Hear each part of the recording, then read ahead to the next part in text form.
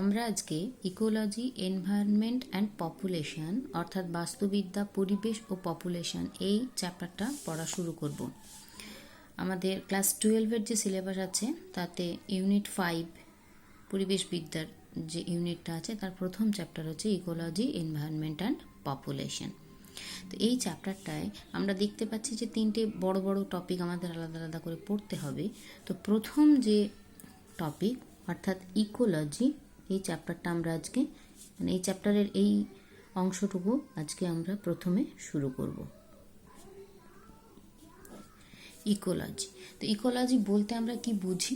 না, ইকোলজি বলতে আমরা সাধারণভাবে বুঝি যে বায়োলজির সেই অংশ বা সেই শাখা, যে শাখায় মানুষ তথা সমস্ত জীব, তাদের পরিবেশ যেখানে তারা বসবাস করে, জীব এবং তার পারিপার্শ্বিক পরিবেশের বিভিন্ন রকম অজৈব এবং ভৌত উপাদান দিয়ে গড়ে ওঠা পরিবেশ, তাদের মধ্যে যে ইন্টার রিলেশনশিপ অর্থাৎ তাদের যে আন্তঃসম্পর্ক, অর্থাৎ এক্ষেত্রে আমরা বুঝছি জীব ও তার পারিপার্শ্বিক পরিবেশের মধ্যেকার যে আন্তঃসম্পর্ক, সেটাকেই আমরা সাধারণত কি বলবো? না, ইকোলজি। জীব ও পারিপার্শ্বিক পরিবেশের মধ্যেকার আন্তঃসম্পর্ক,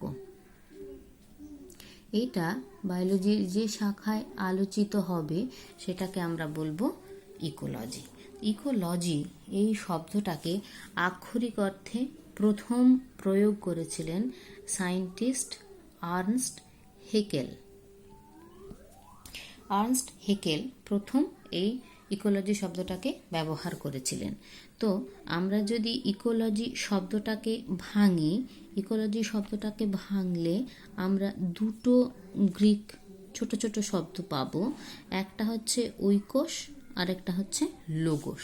ওইকোস এটার মানে কি? এটার মানে হচ্ছে হ্যাবিট্যাট, বাসস্থান, বা বলা ভালো হোম। আর লোগোস তো তোমরা জানো, লোগোস অর্থাৎ স্টাডি, অধ্যয়ন করা। অর্থাৎ কোনো জীব তার বাসস্থান অর্থাৎ তার পারিপার্শ্বিক পরিবেশ, তার সাথে যে আন্তঃসম্পর্ক দেখায় সেই বিষয়টাকে অধ্যয়ন করা হয় ইকোলজির মাধ্যমে। এবার আমরা ইকোলজিকে ক্লাসিফাই করব। Classification of ecology. তো এই বাস্তুবিদ্যাকে যদি আমরা শ্রেণী বিভাগ করি, ক্লাসিফিকেশন করলে আমরা দেখো যে কোনো জায়গায় ক্লাসিফিকেশন পড়তে গেলে তো কিছুর ভিত্তিতে ক্লাসিফাই করতে হয়। আচ্ছা, এখানেও আমরা ইকোলজিকে অনেকভাবে ক্লাসিফাই করতে পারি। প্রথম আমরা ক্লাসিফিকেশনটা কি হিসেবে করব? না, on the basis of taxonomy. Taxonomy অর্থাৎ কি না, শ্রেণী বিন্যাস, তাই তো? তাহলে শ্রেণী বিন্যাসের ভিত্তিতে আমরা শ্রেণী বিভাগটা করছি। তো ট্যাক্সোনমি বলতে আমরা কি বুঝি? আমরা ক্লাস 11-এ ট্যাক্সোনমি পড়েছি। ট্যাক্সোনমি বলতে আমরা কি বুঝি? না, যেখানে সামগ্রিক জীবকুলকে, উদ্ভিদ হোক প্রাণী হোক, আমরা বিভিন্ন ছোট ছোট করে ট্যাক্সনে ভাগ করে সেটাকে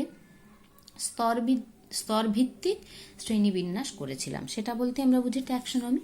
কাজে ট্যাক্সোনমির ভিত্তিতে ইকোলজিকে ভাগ করলে আমরা দুই ধরনের ইকোলজি পাই। একটাকে আমরা বলি প্লান্ট ইকোলজি এবং 2 নম্বর হচ্ছে অ্যানিমাল ইকোলজি। অর্থাৎ ইকোলজির যে শাখায় আমরা উদ্ভিদ ও তার পারিপার্শ্বিক পরিবেশের আন্তঃসম্পর্ক নিয়ে আলোচনা করব সেটা হচ্ছে প্লান্ট ইকোলজি, এবং অ্যানিম্যাল ইকোলজি হচ্ছে প্রাণী ও তার পারিপার্শ্বিক পরিবেশের মধ্যেকার যে আন্তঃসম্পর্ক, সেই ইকোলজি নিয়ে আলোচনা করব আমরা, সেটাকে বলা হবে অ্যানিম্যাল ইকোলজি। দেন নাম্বার 2, আমরা যদি ক্লাসিফাই করি কি করে? না, হ্যাবিট্যাটের ভিত্তিতে। অর্থাৎ এক্ষেত্রে আমরা ক্লাসিফাই করছি on the basis of habitat. Car habitat? ওই জীবের হ্যাবিট্যাট, বাসস্থান। হ্যাবিট্যাট অর্থাৎ কি না, বাসস্থান। তাহলে এখানে শ্রেণীবিভাগটা হচ্ছে বাসস্থানের ভিত্তিতে। কেমন? তো বাসস্থানের ভিত্তিতে যদি আমরা শ্রেণীবিভাগ করি, সেখানে আমরা দুই ধরনের ইকোলজি পাবো। একটা হচ্ছে টেরেস্ট্রিয়াল ইকোলজি, আর 2 নম্বর হচ্ছে একটা হচ্ছে টেরেস্ট্রিয়াল ইকোলজি, আর একটা হচ্ছে aquatic ecology. Aquatic ecology terrestrial কি? টেরেস্ট্রিয়াল হচ্ছে স্থলজ বা স্থলভূমির ইকোলজি। তাহলে যে সমস্ত জীব স্থলভাগে বসবাস করে, উদ্ভিদ হোক প্রাণী হোক, তাদের ইকোলজিটাকে আমরা বলবো টেরেস্ট্রিয়াল ইকোলজি বা স্থলজ ইকোলজি। আর অ্যাকোয়াটিক তোমরা জানো, জলজ। তাহলে জলে বসবাস করছে যে সমস্ত জীব, উদ্ভিদ হোক প্রাণী হোক, তাদের ইকোলজিকে আমরা বলবো অ্যাকোয়াটিক ইকোলজি। এটাকে ন্যাচারালি আমরা দুটো ভাগে ভাগ করব। তোমরা জানো যে অ্যাকোয়াটিক বডি, যেটা পৃথিবীর যে জলভাগ, বেশিরভাগটাই পৃথিবীর জলভাগ, 3 ভাগ। তো এই জলভাগটাকে আমরা 2 রকম ব্রড ক্যাটাগরিতে ভাগ করি। একটা ফ্রেশ ওয়াটার, আর একটা হচ্ছে ম্যারাইন ওয়াটার।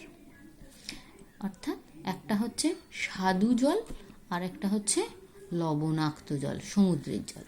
তো ফ্রেশ ওয়াটার আর ম্যারাইন ওয়াটার, এই দুটো এনভায়রনমেন্ট আমরা অ্যাকোয়াটিককে আবার ভাগ করলাম। কেন করলাম? কারণ এই জলজ পরিবেশ দুটোর বৈশিষ্ট্য ভীষণ রকম আলাদা। লবণের ঘনত্বের তারতম্য থাকার জন্যে যে সমস্ত জীবকুল, উদ্ভিদ বা প্রাণী স্বাদু জলে বসবাস করে, তারা কিন্তু কোনোভাবেই নিজেদেরকে এই ম্যারাইন ওয়াটারে মানিয়ে নিতে পারবে না। কাজে এক্ষেত্রে এই দুটো পরিবেশের প্রকৃতিগত পার্থক্য থাকার জন্য তাদের ক্ষেত্রে অভিযোজনগত বৈশিষ্ট্য, অ্যাকচুয়ালি আমরা যে পরিবেশের সাথে আন্তঃসম্পর্ক এটা বলছি, আন্তঃসম্পর্ক মানে কি? আন্তঃসম্পর্ক মানে হচ্ছে সে কিভাবে প্রকৃতি থেকে খাবার জোগাড় করে, বিনিময়ে প্রকৃতিতে কি ফিরিয়ে দেয়, কিভাবে নিজেকে তার পরিবেশের সাথে অভিযোজিত করে ইত্যাদি। তাদের মধ্যে সে কোন পুষ্টি স্তরে অবস্থান করে ইত্যাদি, এইগুলোই তো আন্তঃসম্পর্ক। কাজে এই দুটো আলাদা আলাদা ওয়াটার বডিতে এই দুই ক্ষেত্রেই কিন্তু সমস্ত লড়াইগুলো, সমস্ত কাজকর্মগুলো আলাদা আলাদা হবে। সেই কারণে আমরা কিন্তু অ্যাকোয়াটিক ইকোলজিকে দুটো ব্রড সেকশনে ভাগ করে পড়ব। একটা হচ্ছে ফ্রেশ ওয়াটার ইকোলজি, আর একটা হচ্ছে marine water ecology. Next 3 number হচ্ছে অন দ্য বেসিস অফ, অর্থাৎ আমরা এবার কিভাবে ক্লাসিফাই করছি on the basis of level of organization. এই লেভেল অফ অর্গানাইজেশন বলতে আমরা কি বুঝি সেটা আগে আমাদের বোঝা দরকার। লেভেল অফ অর্গানাইজেশন বলতে আমরা বুঝি সাংগঠনিক স্তরের ভিত্তিতে, সাংগঠনিক স্তর বিন্যাসের ভিত্তিতে। তো আগে আমাদের বুঝতে হবে এই সাংগঠনিক স্তর জিনিসটা কি। সাংগঠনিক স্তর মানে একটা কিছু যখন গঠন হচ্ছে, এখানে একটা কিছু বলতে আমরা কি বুঝতে চাচ্ছি, এখানে আমরা ইকোলজির কথা বলছি। ইকোলজি মানে কি? সামগ্রিক জীবকুল। সামগ্রিক জীবকুল বা এই যে পরিবেশে এত ধরনের জীব আছে, তাদেরকে আমরা বিভিন্ন স্তরে স্তরে ভাগ করি। মানে ধরো আমার যদি পুরো পথটা, যে পথটা আমি অতিক্রম করব, সেই পথটা যদি সরল রেখায় অবস্থিত না হয়, পুরোটাই যদি সমতলে অবস্থিত না হয়, তাহলে আমাকে কি করতে হবে? নিচ থেকে ওপরের যদি চড়াই উতরাই থাকে, সেখানে কিছু সিঁড়ির ধাপ পেয়ে আমাদের উঠতে বা নামতে হবে। তো এক্ষেত্রে আমরা ছোট থেকে শুরু করে ক্রমশ ওয়াইড রেঞ্জে বড়র দিকে যাব, যেখানে সিঁড়ির মতো কতগুলো ধাপ থাকবে। সেই ধাপের প্রথম ধাপ কি হবে না? প্রথম ধাপ হবে সিঙ্গল একটা জীব, একটাই জীব। এবার সেটা কি জীব? মানুষ হতে পারে, গরু, ছাগল, কোনো গাছ ধরলে আম গাছ, জাম গাছ, যা হোক হতে পারে। তো এখানে এই জীব বলতে আমরা যে কোনো একটা, ধরো এই বিন্দুটা যদি একটা মানুষকে সিগনিফাই করে, তাহলে একটা মানুষ হচ্ছে একটা জীব। এটাই হচ্ছে সব থেকে প্রাথমিক স্তর, প্রাথমিক ধাপ। এরপর এটাকে যদি আমি একটু বড় করি, অর্থাৎ সিঁড়ির প্রথম ধাপ থেকে যদি দ্বিতীয় ধাপে যাই, সেখানে কি হবে? এখানে ছিল একটা মানুষ, তাহলে এবার কি হবে? অনেকগুলো মানুষ। এটা যদি একটা মানুষকে সিগনিফাই করে, এটা কি হলো? অনেকগুলো মানুষ। তাহলে এখানে যেহেতু শুধুই মানুষের কথা বলছি, মানুষের সাথে কিন্তু আমরা গরু ছাগল মিশিয়ে ফেলছি না। এটা যদি একটা আম গাছ হয়, এখানে সবগুলোই কিন্তু আম গাছ, আম গাছের সাথে জাম গাছ, কাঁঠাল গাছ আমরা কিন্তু মিশিয়ে ফেলছি না। মানে একটা নির্দিষ্ট ধরনেরই জীব, সংখ্যায় বেশি। তাহলে এক্ষেত্রে এগুলোকে আমরা কি বলতে পারি? আমরা বলি কিন্তু এটা প্রজাতি, অর্থাৎ একই নির্দিষ্ট ধরনের জীব সংখ্যায় একাধিক আছে, তখন আমরা সেটাকে কিন্তু একটা প্রজাতি, মানুষের প্রজাতি বলছি। এবং এখানে একটা খুব গুরুত্বপূর্ণ কথা, যে প্রজাতি মানে কিন্তু তাদের মধ্যে আন্তঃজনন পদ্ধতি চলবে, মানে রিপ্রোডাকশনের জন্য, জননের জন্য এরা কিন্তু একে অপরের সাথে মিলনে সক্ষম। ঠিক আছে, তাহলে এই হচ্ছে প্রজাতি। তাহলে এটা হচ্ছে একটা মানুষ, আমি যদি মানুষ ধরি, এখানে হচ্ছে অনেক মানুষ, প্রজাতি। এবার আরো একটা ধাপ উপরে যাও, বাড়াও, বাড়ালে কি হবে? এখানে এক ধরনেরই জীব ছিল, প্রাণী যদি বলি, মানুষ এক ধরনেরই ছিল। এবার এখানে ধরো মানুষ আছে, তার সাথে বাঘ আছে, তার সাথে গরু আছে, তার সাথে ছাগল আছে, তার সাথে আরো অন্য কোনো প্রাণী আছে, অর্থাৎ বিভিন্ন ধরনের প্রাণীর সমাহার। বা যদি উদ্ভিদ আলোচনা করি, তাহলে বিভিন্ন ধরনের উদ্ভিদের সমাহার, বা প্রাণী ও উদ্ভিদ উভয়েরই সমাহার অনেক ধরনের আছে। তখন আমরা এটাকে কি বলবো? এটাকে আমরা বলবো কমিউনিটি বা গোষ্ঠী, জীব গোষ্ঠী। বোঝা গেল? আচ্ছা, এর আগে মানে প্রজাতি থেকে গোষ্ঠীতে যেতে গেলে তার আগে আমাকে আর একটা জিনিস বুঝতে হবে মাঝখানে, দ্যাট মিনস পপুলেশন।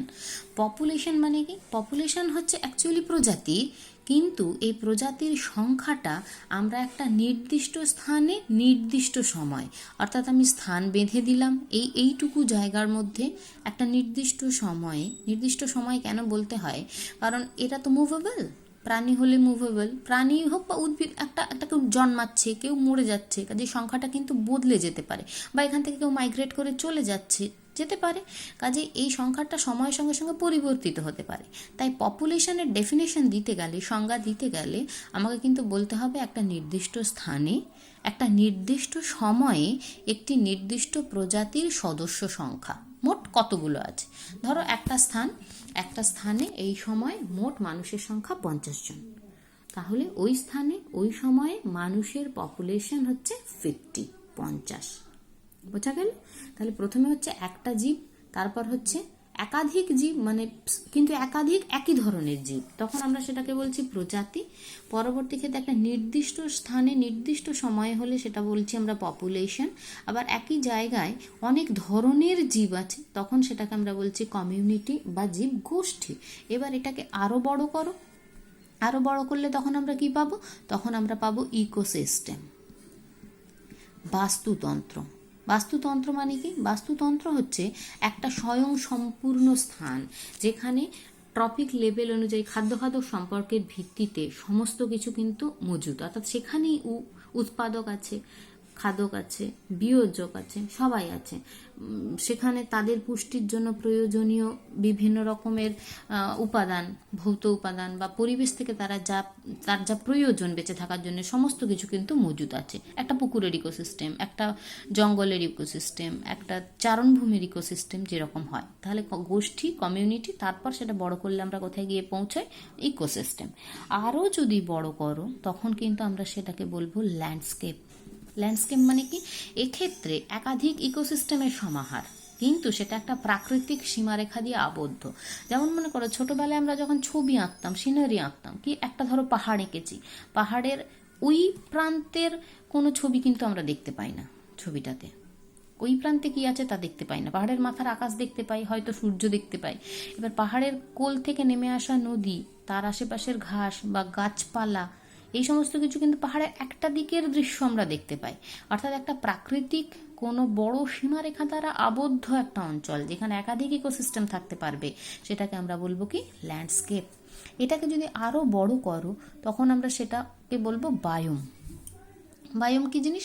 বায়োম হচ্ছে একটা বিশাল বড় এলাকা, যেটা কিনা বিভিন্ন রকম ভৌগোলিক বৈশিষ্ট্যের উপর নির্ভর করে আলাদা আলাদা হয়েছে। কারণ সামগ্রিক পৃথিবীকে তো একসাথে আলোচনা করা সম্ভব নয়, তাই সেগুলোকে আমরা একটা বড় ধরনের ভূপ্রকৃতি এবং আবহাওয়ার ভিত্তিতে আলাদা আলাদা বায়োমে ভাগ করি। তোমরা জানো, তার মধ্যে যেমন তুন্দ্রা বায়োম আছে, বরফে ঢাকা অঞ্চল, পার্বত্য বায়োম, সাভানা বায়োম, মরুভূমি বায়োম, এগুলো কিন্তু ভূপ্রকৃতি, বৃষ্টিপাতের পরিমাণ, এগুলো সব কিন্তু আলাদা আলাদা। তাই এই ল্যান্ডস্কেপের থেকে আর একটু বড় ধারণায় গেলে আমরা সেটাকে বলি বায়োম। আরও যদি বড় করো তখন সেটাকে আমরা বলবো বায়োস্ফিয়ার। বায়োস্ফিয়ার অর্থাৎ সেখানে অ্যাটমসফিয়ার বা বায়ুমণ্ডলের কথা আসবে, অশ্বমণ্ডল, বায়ুমণ্ডল, আরও একটুখানি বড় অংশ। তো এইভাবে এই যে একটা একটা স্তর বা ধাপ পেলাম আমরা, এগুলোকে কিন্তু আমরা বলি ইকোলজিতে বা এনভায়রনমেন্টাল ফিজিওলজিতে আমরা এটাকে বলি লেভেল অফ অর্গানাইজেশন, সাংগঠনিক স্তর বিন্যাস। এর ভিত্তিতে আমরা যদি ইকোলজিকে ক্লাসিফাই করি তখন আমরা যে ক্লাসিফিকেশনের ফলে দুটো প্রধান যে ভাগ পাবো তার মধ্যে একটাকে আমরা বলি অট ইকোলজি আর দ্বিতীয়টা হচ্ছে শিন ইকোলজি। তাহলে প্রথমটাকে আমরা বলছি অট ইকোলজি, দ্বিতীয়টাকে আমরা বলছি শিন ইকোলজি। এই দুটোর মানে কি? অট এই টার্মটা এসেছে অ্যাকচুয়ালি অটো এই কথাটা থেকে। অটো মানে নিজস্ব, নিজের। অটো অর্থাৎ কিনা সেলফ। এই সেলফ বা নিজের যে ইকোলজি, এখানে নিজের বলতে কার কথা বলা হচ্ছে? এখানে নিজের বলতে বলা হচ্ছে যে কোনো একটা নির্দিষ্ট প্রজাতিকে। একটা নির্দিষ্ট প্রজাতি, সেটা মানুষ হতে পারে, সেটা কোনো একটা গাছ হতে পারে, সেটা অন্য কোনো পশু হতে পারে, কিন্তু একটাই নির্দিষ্ট প্রজাতি, সে তার পারিপার্শ্বিক পরিবেশের সাথে কিভাবে আন্তঃসম্পর্কে লিপ্ত আছে সেটুকু যদি আলোচনা করা হয় তখন সেই ইকোলজিটাকে আমরা বলবো অট ইকোলজি। অট ইকোলজি কিন্তু ইকোলজির একটা খুব ক্ষুদ্র পরিসর এবং যেখানে খুব নিপুণভাবে এবং খুব সূক্ষ্মভাবে সমস্ত কিছুটা তার আলোচনা করা হয়। যেমন আমি যদি এক্সাম্পল দিই, সুন্দরবনে সুন্দরী গাছ আছে, শুধুমাত্র সুন্দরী গাছ নিয়ে আলোচনা করব। তার এনভায়রনমেন্টে সে কিভাবে শ্বাস প্রশ্বাস নেয়, সে কিভাবে জল সংগ্রহ করে, সে কিভাবে বেঁচে থাকে, সে কিভাবে অভিযোজিত হয়, সেক্ষেত্রে আমরা এই ধরনের ইকোলজির আলোচনার বিষয়টা হয়ে যাবে। কিন্তু এক্ষেত্রে অট ইকোলজি একটাই নির্দিষ্ট। বা ধরো সুন্দরবনে বাঘ সংরক্ষণ করেছি আমরা, সেখানে আমরা শুধু বাঘ এবং বাঘের জীবনযাত্রা, তার ইন্টার রিলেশনশিপ এনভায়রনমেন্টের সাথে সেটুকু নিয়েই আলোচনা করব। তখন সেই ইকোলজিটাকে আমরা বলবো autecology. Next synecology. Synecology naturally এখানে একাধিক প্রজাতির কথা আসবে, অর্থাৎ একটা জায়গায় অনেক প্রজাতি সম্মিলিতভাবে অবস্থান করছে। সাধারণভাবে আমরা যে ইকোলজি, একটা স্থানের ইকোলজি নিয়ে যদি আলোচনা করতে চাই তখন সেটাকে আমরা বলবো শিন ইকোলজি। শিন ইকোলজিকে আমরা 4টে ছোট ছোট ভাগে ভাগ করি বিশেষত। তার মধ্যে নাম্বার 1 শিন ইকোলজিকে আমরা ভাগ করি population ecology. Population ecology. Number 2 হচ্ছে community ecology. Number 3 ecosystem ecology, and number 4 is biome ecology. দেখো, এই পপুলেশন, কমিউনিটি, ইকোসিস্টেম, বায়োম এগুলো কিন্তু আমরা অলরেডি আগে আলোচনা করলাম। পপুলেশন কি, কমিউনিটি কি, ইকোসিস্টেম কি, বায়োম কি, এগুলো কিন্তু আমরা আলোচনা করলাম। তাহলে পপুলেশন ইকোলজি বলতে আমরা কি বুঝবো না, যখন একটা পপুলেশনের ইকোলজি আলোচনা করা হচ্ছে, অর্থাৎ অট ইকোলজিতে একটাই নির্দিষ্ট প্রজাতি, কিন্তু এখানে পপুলেশন মানে একটাই নয়, সমগ্র পপুলেশনটাকে মানে শুধু সুন্দরবনের বাঘ নয়, পৃথিবীর সমস্ত বাঘ হয়ে গেল। বোঝা গেল? তাহলে এটা হচ্ছে পপুলেশন ইকোলজি। কমিউনিটি ইকোলজি, একাধিক জীবগোষ্ঠী সেখানে আছে, যে কোনো একটা প্রজাতি নয়। ইকোসিস্টেম, একটা সামগ্রিক ইকোসিস্টেমের ইকোলজি। বায়োম হলো একটা সম্পূর্ণ বায়োমের ইকোলজি। এইভাবে আমরা শিন ইকোলজিকে 4টে বড় বড় ভাগে ভাগ করি। এছাড়াও আমরা ইকোলজির ক্লাসিফিকেশন করতে গেলে আমরা এখানে পরপর 3টে পেলাম, এবার 4টে আমরা আরও কিছুভাবে ভাগ করতে পারি। যেমন বিহেভিয়ারাল ইকোলজি মানে আচরণগত বাস্তুবিদ্যা। এটার মানে কি? এটার মানে হচ্ছে, ধরো এই পৃথিবীতে যে সমস্ত জীব আছে তাদের কিন্তু আচরণ বলতে আমরা বলতে চাচ্ছি কি না, বলতে চাচ্ছি পরিবেশের সাথে মানিয়ে নেওয়া সম্পর্ক। ধরো একটা শাকাশী প্রাণী, সে শুধু গাছপাতা খায়। কোনো একটা পাতা পোকা বা কাঠি পোকা, অর্থাৎ কি তারা রক্ষণাত্মক। পাতা পোকা কিরকম না, গাছের পাতার মতো তার গায়ের রং, এবং সে কি করে, খাদকের হাত থেকে রক্ষা পাওয়ার জন্য নিজেকে পাতার আড়ালে লুকিয়ে ফেলে। এই হচ্ছে তার অভিযোজনগত বৈশিষ্ট্য। কাজে সে কিন্তু রক্ষণাত্মক আচরণ নিয়ে পৃথিবীতে টিকে আছে। আবার কিছু আছে অ্যাগ্রেসিভ, বাঘ সিংহ, সে তার খাদককে দেখলে তার উপর ঝাঁপিয়ে পড়তে অভ্যস্ত।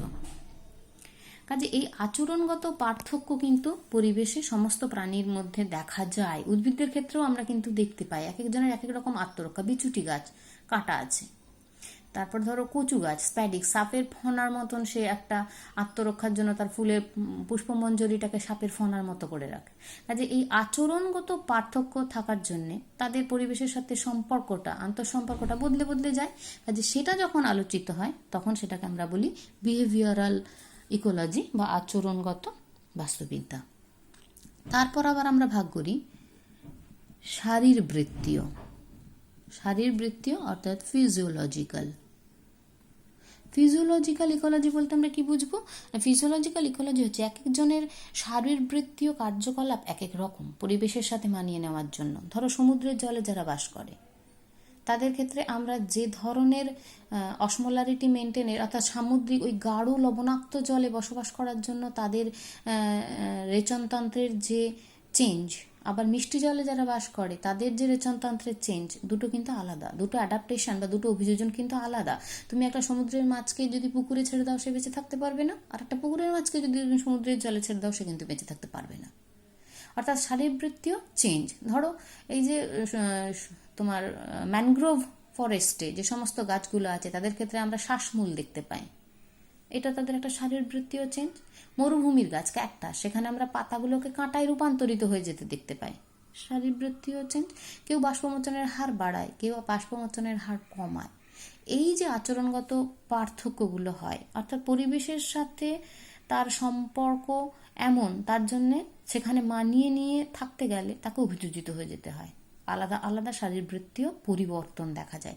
এটা নিয়ে যখন আলোচনা করা হবে ইকোলজিতে সেটাকে আমরা বলবো শারীরবৃত্তীয় বাস্তুবিদ্যা বা ফিজিওলজিক্যাল ইকোলজি।